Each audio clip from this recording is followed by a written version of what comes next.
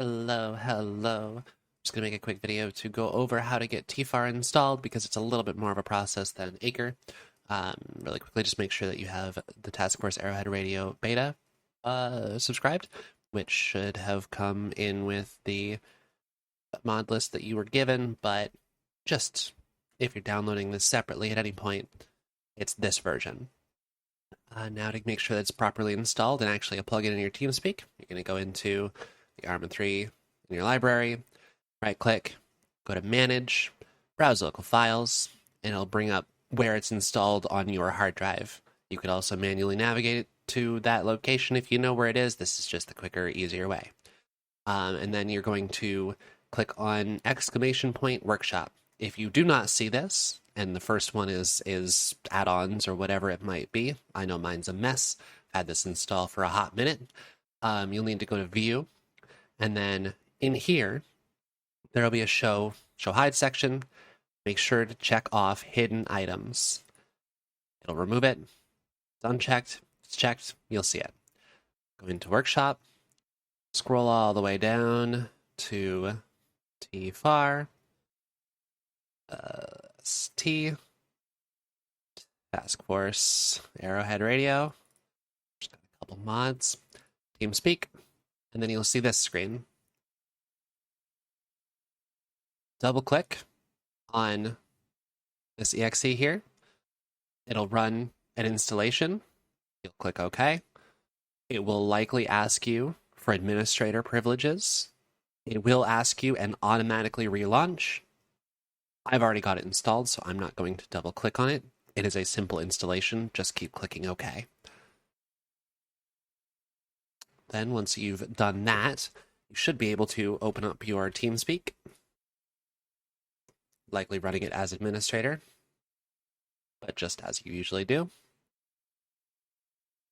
It'll come up.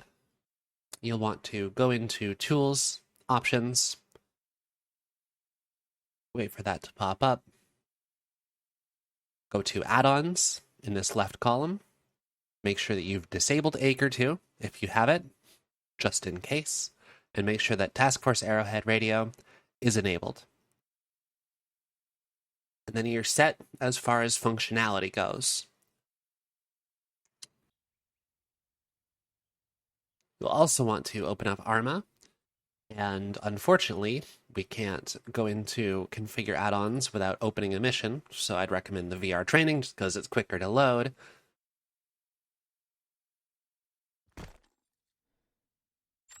And then once you're in, you can hit Escape, Options, Controls, and Configure Add-ons. The main reason is you cannot do this from the main menu. You have to be in a mission so that the game can load up whatever add-ons you've got going on.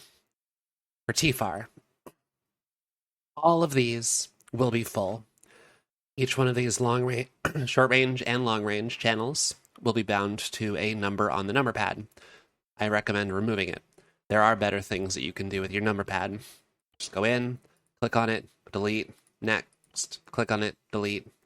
It's a bit tedious, but it's worth it. Then go through, make sure that change speaking volume is set to something that you can use rather than the slider that Acre uses. It functions off of a 3 different volume that like cycles through. So it'll go from speaking, you hit Control Tab or whatever your keybind is, to yelling, you'll hit it again and you'll go to whispering, and then back to speaking. You could also have buttons specifically to hold down to switch into yelling or whispering mode. If you need to change volumes often, might be worth looking into.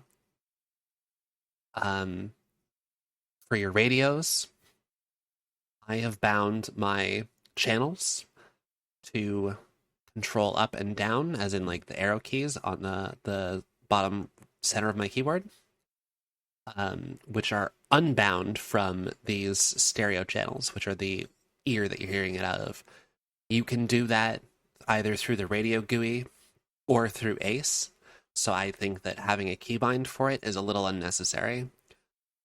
And then make sure that your transmit are set to keys that you like to use. They default to caps lock. I personally don't like caps lock, but whatever works for you.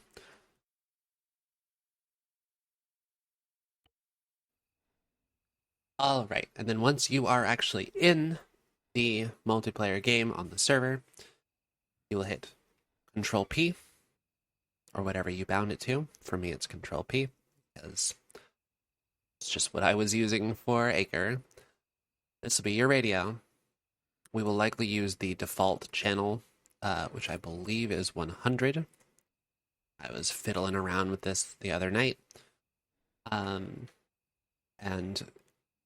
as long as we are not doing multiple teams, it'll be as simple as making sure that your volume is appropriate to what you would like, and that's that.